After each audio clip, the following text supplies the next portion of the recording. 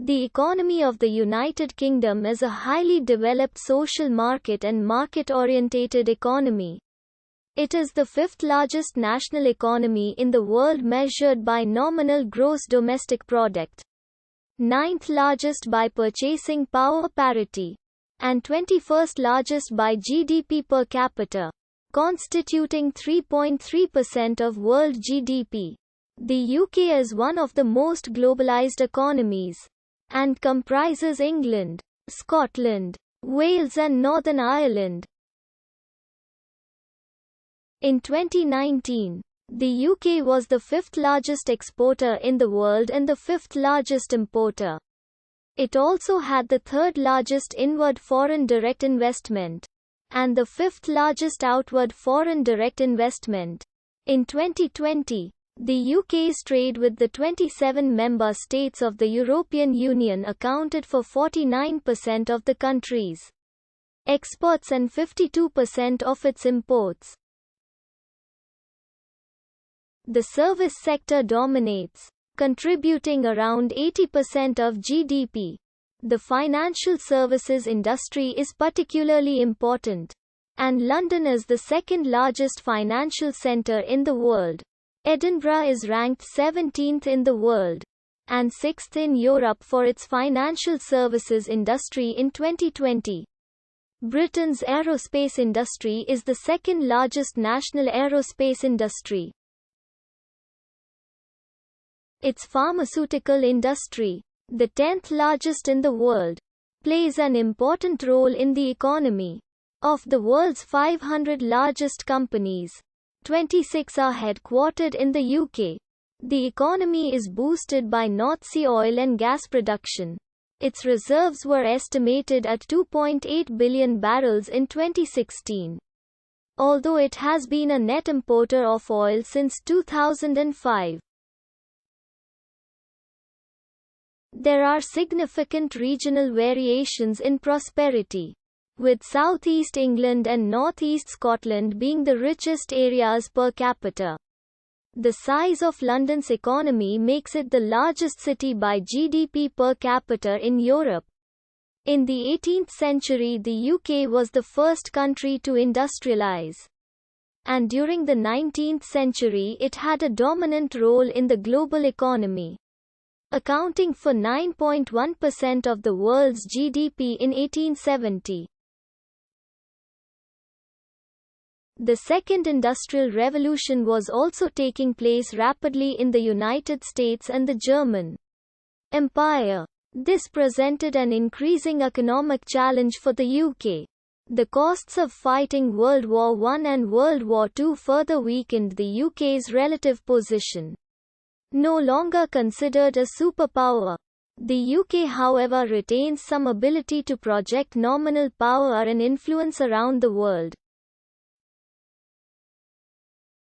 Government involvement is primarily exercised by Her Majesty's Treasury, headed by the Chancellor of the Exchequer, and the Department for Business, Energy and Industrial Strategy. Since 1979, management of the economy has followed a broadly laissez-faire approach. The Bank of England is the UK's central bank, and since 1997 its Monetary Policy Committee has been responsible for setting interest rates, quantitative easing, and forward guidance. The currency of the UK is the pound sterling, which is the world's fourth largest reserve currency after the United States dollar, the euro and the Japanese yen, and is also one of the 10 most valued currencies in the world.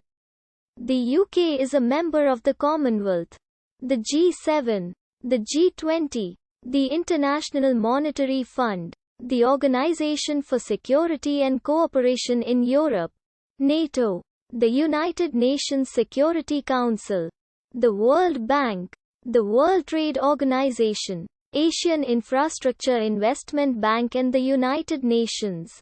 After the Second World War, a new Labour government fully nationalised the Bank of England, civil aviation, telephone networks, railways, gas, electricity, and the coal. iron and steel industries, affecting 2.3 million workers.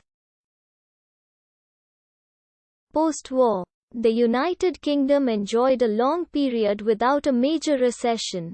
There was a rapid growth in prosperity in the 1950s and 1960s, with unemployment staying low and not exceeding 3.5% until the early 1970s.